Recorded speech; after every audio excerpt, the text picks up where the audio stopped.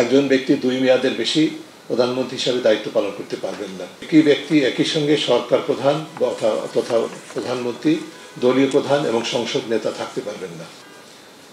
অবাধ, সুষ্ঠু, নিরপেক্ষ অংশগ্রহণমূলক নির্বাচন নিশ্চিত করার লক্ষ্যে জাতীয় সংসদ নির্বাচনের জন্য দল নিরপেক্ষ নির্বাচনকালীন অন্তর্বর্তীকালীন সরকার ব্যবস্থা প্রবর্তন করতে হবে। নির্বাচন কমিশনের ক্ষমতা খর্বকারী জনপ্রতিনিধিত্ব আদেশের আনিত সংশোধনগুলি বাতিল করতে হবে।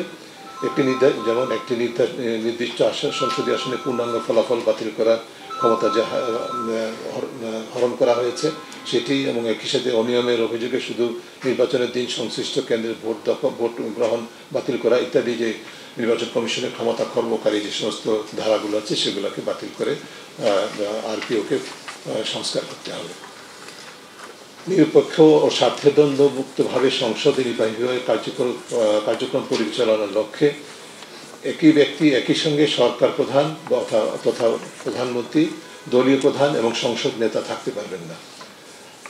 এটি হচ্ছে যে স্বার্থদ্বন্দ্বমুক্তভাবে দায়িত্ব পালনের লক্ষ্যে একই ব্যক্তি একই সাথে সরকার প্রধান হবেন, আবার দলীয় প্রধানও থাকবেন বা সংসদ নেতাও হবেন। এটি সুস্থ গণতান্ত্রিক চর্চার আওতাভুক্ত নয়। একজন ব্যক্তি 2 মেয়াদের বেশি প্রধানমন্ত্রী হিসাবে দায়িত্ব পালন করতে পারবেন না। স্পিকারকে সংসদের অভিভাবক হিসাবে দলীয় প্রভাবমুক্ত থেকে স্বার্থদ্বন্দ্ব পরিহার করে সংসদের সকল কার্যক্রম পরিচালনা করার ব্যবস্থা নিশ্চিত করতে হবে। সংসদে বিরোধী দল থেকে ডেপুটি স্পিকার নির্বাচন করতে হবে।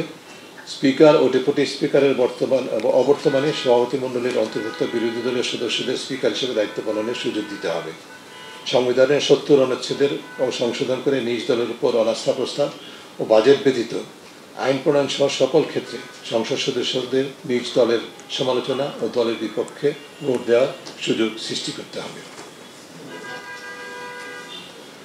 নির্বাহী বিভাগের জবাবদিহি নিশ্চিত করার জন্য জনগুরুত্বপূর্ণ সংসদীয় স্থায়ী কমিটিসমূহ, বিশেষ করে আমরা উল্লেখ করছি সরকারি হিসাব সংক্রান্ত কমিটি, আইন, বিচার ও সংসদ সংক্রান্ত কমিটি, অর্থ, বাণিজ্য, স্বরাষ্ট্র, বিদ্যুৎ, জ্বালানি, খনিজ ও প্রতিরক্ষা মন্ত্রণালয়, এই ধরনের যে সংসদীয় কমিটিগুলো আছে সেগুলোকে সহ অন্তত 50% কমিটিতে বিরোধী দলীয় সদস্যদের মধ্য থেকে সভাপতি নির্বাচন করতে হবে। বিভিন্ন গণতান্ত্রিক দেশে সংসদীয় গণতান্ত্রিক চর্চায় এটি চালু রয়েছে ব্যবস্থা। সংসদীয় স্থায়ী কমিটির সকল কার্যক্রমে স্বার্থদ্বন্দ্ব পরিহার করতে হবে। জাতীয় সংসদ ও স্থানীয় সকল পর্যায়ে জনপ্রতিনিধিদের জন্য নৈতিক আচরণবিধি প্রণয়ন করতে হবে। আপনারা জানেন সংসদে 2009 আমাদের খসড়ার উপর ভিত্তি করে একটি সংসদীয় নৈতিক আচরণবিধি উপস্থাপন করা হয়েছিল সংসদ সদস্যদের, কিন্তু সেটি আলোর মুখ দেখেনি।